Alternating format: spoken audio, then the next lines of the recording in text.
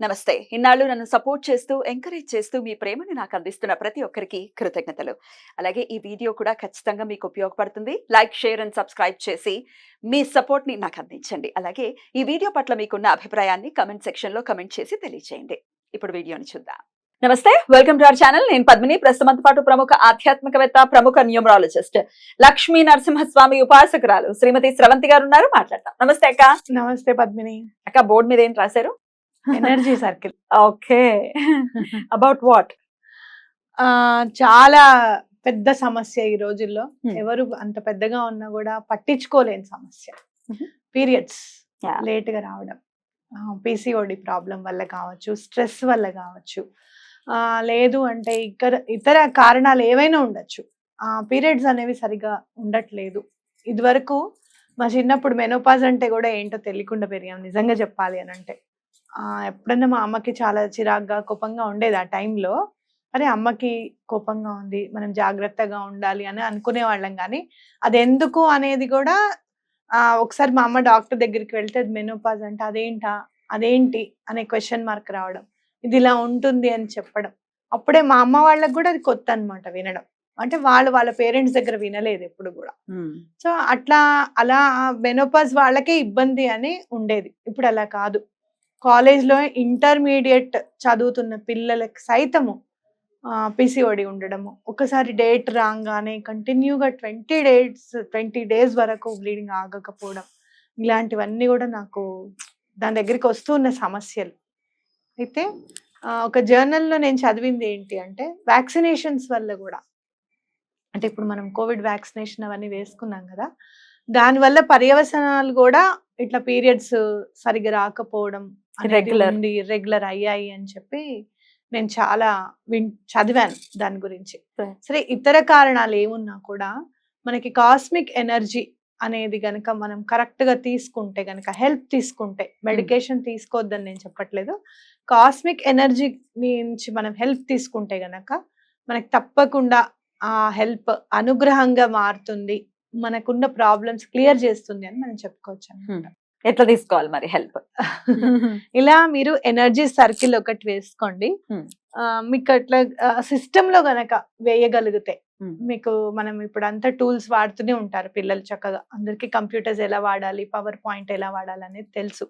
ఒక సర్కిల్ ఇట్లా వేసేసుకోండి. జస్ట్ ఒక సర్కిల్ మీద క్లిక్ చేసి, వర్డ్ పేజ్ లో సర్కిల్ క్లిక్ చేస్తే వచ్చేస్తుంది కదా. దాని మీద మనం ఎల్లో కలర్ ని ప్రింట్ తీసుకుంటాం అన్నమాట. ఈ ఎక్కడైతే ఈ స్పేస్ ఉందో అదంతా ఎల్లో ఉండాలి. ఎల్లో ఉన్న తర్వాత మీరు ఈ స్ట్రైట్ లైన్స్ వేసేసుకోండి. వేసుకొని ఈ నెంబర్స్ గానీ, స్ట్రైట్ లైన్స్ గానీ పింక్ కలర్ వాడండి. ఓకే, పింక్ కలర్ వాడండి.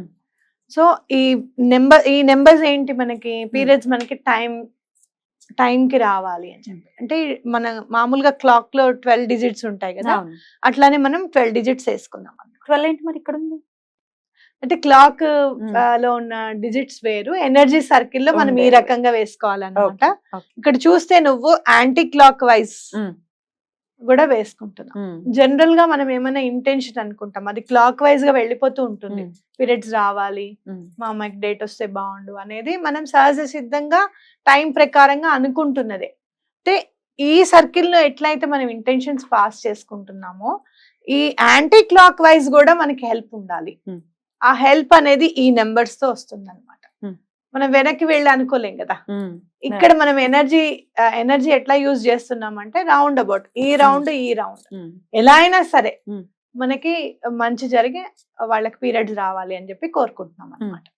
సో ఇక్కడ మనం ఏం చేస్తున్నాము, ఈ 1 2 3 4 5 6 7 8 9 10 11 12 ని ఇలా వేసుకుంటున్నాం. వేసుకొని లోపల మనం ఏం రాస్తున్నాం మీకు కూడా రాసిస్తాను, డిస్ప్లే చేయండి. లేకపోతే కనుక కొంచెం దగ్గరగా మీరు స్క్రీన్ షాట్ తీసుకొని క్లోజ్ ఇలా అనుకుంటే వస్తుంది. హోస్ లో సేజ్ విత్ లవ్ బి అని రాసుకుంటాం.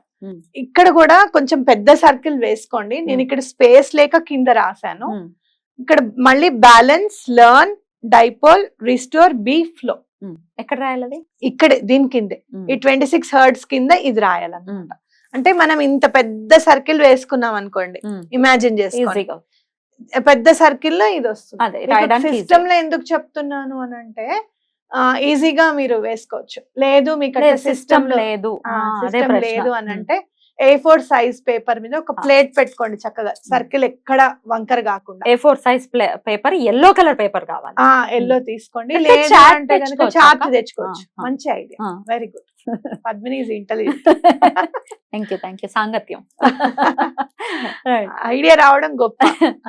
అయితే ఎల్లో కలర్ చార్ట్ Chart కూడా తెచ్చేసి. తీసుకోవచ్చు, ఎల్లో కలర్ పేపర్ ఏదైనా కూడా తీసుకోవచ్చు మీరు. అప్పుడు ఏం చేయాలి, మనము పింక్ కలర్ స్కెచ్ తో దీన్ని నీట్ గా చక్కగా మీరు ఎక్కడ వంకర్ లేకుండా స్కేల్ తో చక్కగా వేసుకొని నీట్ గా రాసుకోండి.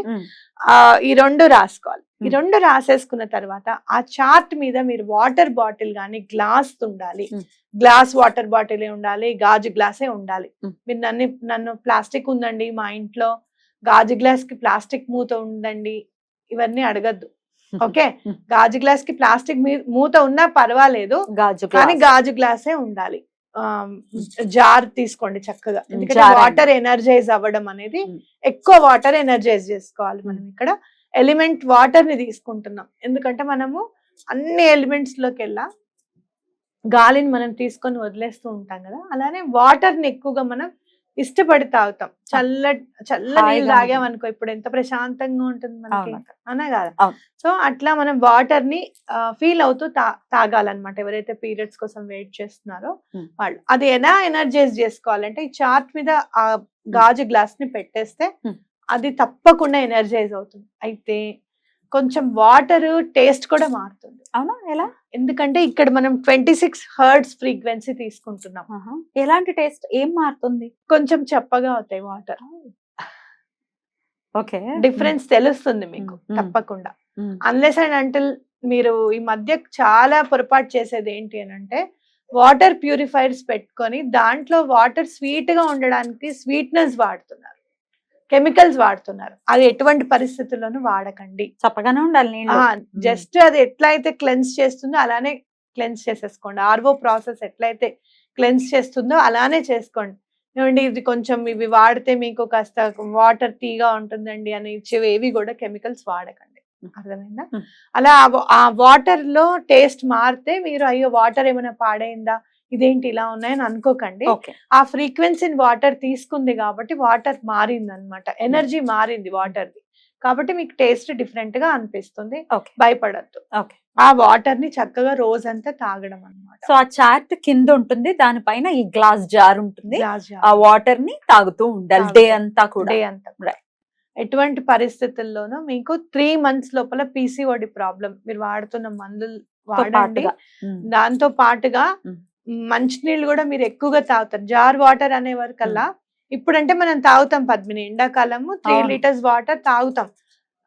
కానీ నేను గమనించాను ఒక రోజు కూర్చొని, ఎండాకాలం కూడా మనం మాక్సిమం 1.5 కంటే ఎక్కువ తాగట్లేదు. మనకి బాగా దాహం వేసినప్పుడు గుర్తు పెట్టుకొని తాగితే. అలా కాదు, every lady should take 3 liters of water కంపల్సరీగా తాగాలి. ఆ 3 liters ఆఫ్ వాటర్ గుర్తు పెట్టుకొని ఆ జారే 3 times ఎనర్జైజ్ అవ్వాలి. ఒక 1 hour 2 hours, లేదు నైట్ పెట్టేసుకోండి చక్కగా, ఆ నైట్ అంతా ఎనర్జైజ్ అవుతాయి. అవి మార్నింగ్ లేచి తాగండి. సో అట్లా మీరు తీసుకుంటే మీరు వాటర్ కూడా చక్కగా తీసుకున్న వాళ్ళు అవుతారు, మెడిసిన్ కూడా చక్కగా పనిచేస్తుంది మీకు, ప్లస్ ఈ ఎనర్జీని కూడా మనం తీసుకుంటాం. 3 months తర్వాత ఆ చాట్ ని ఏం చేయమంటారు? 3 months తర్వాత మీరు ఏం చేస్తారు, ఇంకా నార్మలైజ్ అయ్యేదాకా వాడుకోవచ్చు. నార్మలైజ్ అయ్యేదాకా వాడుకోవచ్చు. అయితే అదేమైనా పాడైపోతుంది అలా ఏం అనుకోకండి. పాడైపోతే మళ్ళీ తయారు చేసుకోండి. పాడైపోయిన చాట్ ని ఏదైనా నీళ్ళల్లో కానివ్వండి, చెరువులో కానివ్వండి వేయండి, తొక్కని జాగాలో. అది ఎవరన్నా తొక్కేస్తున్నట్టుగా అట్లా కాకుండా వాటర్ లో వేస్తే దగ్గరికి అయిపోతుంది కదా, అప్పుడు చెట్లలో వేస్తే సరిపోతుంది. పింక్ కలర్ పెన్ ఇవాళే వచ్చిందక్క ఈ సందేహం. ఒకరు గ్రీన్ కలర్ పెన్ అన్నారు, అంటే పెన్నుకు గ్రీన్ కలర్ ఉండాలా, ఇంకుకు గ్రీన్ కలర్ ఉండాలా అని క్వశ్చన్ అడిగారు. అయితే పెన్నుకి కూడా గ్రీన్ కలర్ ఉంటుందమ్మా. నేను చిన్నప్పటి నుంచి వాడుతున్నాను. పైలట్ పెన్ అయినా కూడా పైన చిన్న చుక్క పెడతాడు వాడు, ఇది గ్రీన్ పెన్ అని చెప్పి. ఎట్లా గుర్తిస్తారు? ఇప్పుడు అందరు సైన్లు పెట్టడానికి ఉంటుంది, గబుక్కున్న గ్రీన్ పెన్ తో సైన్ చేయాలి గెస్టెడ్ ఆఫీసర్. ఆయన అన్ని పెన్లు రాసుకుంటూ కూర్చోలేడు కదా, దానికి ఒక రూల్ ఉంటుంది, ఒక చిన్న డాట్ ఉంటుంది. గ్రీన్ స్కెచ్ పెన్ కి గ్రీన్ కలరే ఉంటుంది.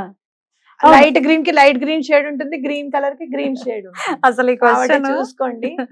పింక్ ఒక్కటి కలర్ ఆ అంటే క్వశ్చన్ ఎందుకు రేజ్ అవుతుందంటే పద్మిని, ఏదైనా సరే చాలా కరెక్ట్ గా చేయాలి, ఎక్కడ మిస్ అవ్వకూడదు మనము అనేటట్టుగా చేస్తుంది ఇంక్ అన్నమాట. పడటం ఇస్ ద మెయిన్ ఇది కదా, మోటో అదే కదా. అయితే పెన్ అదే. బయట ఉండటం బయట ఏంటి? ఎట్లా ఉంటే అవన్నీ మీరు ఒకటి చెప్తున్నా, అంత సూక్ష్మంగా పరిశీలించకండి. నేను చెప్పేది అది. Yeah, yeah. దాని దగ్గర ఉండిపోతే ఇది చేయలేరేమో చేయలేం. కదా. ఒకటి అంత చిన్నగా పరిశీలించుకుంటూ వెళ్తే ప్రతిదీ అవాంతరంగానే కనిపిస్తుంది మనకి. ముందుకెళ్ళలేము ఇంకా. Yeah. ఎవరన్నా వచ్చి ఇప్పుడు ఫర్ సపోజ్ గుమ్మడికాయ పగిలిపోయి కుళ్ళి నీళ్లు పడిపోతుంది. సో వాట్ ఏమి కాదు, ఎవరో బాధపడ్డారు, ఎవరో కన్ను పడింది, పాపం మనకేం కాకుండా అది పగిలిపోయింది అని చెప్పి నేచర్ కి దండం Yeah. పెట్టుకొని అది తీసేసి ఇంకోటి చక్కగా క్లీన్ పెట్టేసుకుంటాం. చేసుకొని ఇంకోటి పెట్టేసుకోవడమే. పగిలిపోయిందండి ఏమవుతుందంటారు అని 10 మందికి ఫోన్ చేస్తే 10 రకాల ఆన్సర్లు మన దగ్గర కరెక్ట్. కానీ అర్థమైందా? అంత మైన్యూట్ గా ఆ, వెళ్ళదు. అంత ప్రతిదీ అంత బాధపడకూడదు. అంత దాన్ని ఏమంటారు, మైక్రో మేనేజ్మెంట్ అంటారు. ఆ మైక్రో మేనేజ్మెంట్ ఉంటే చాలా కష్టం, మీరే ఇబ్బంది పడతారు.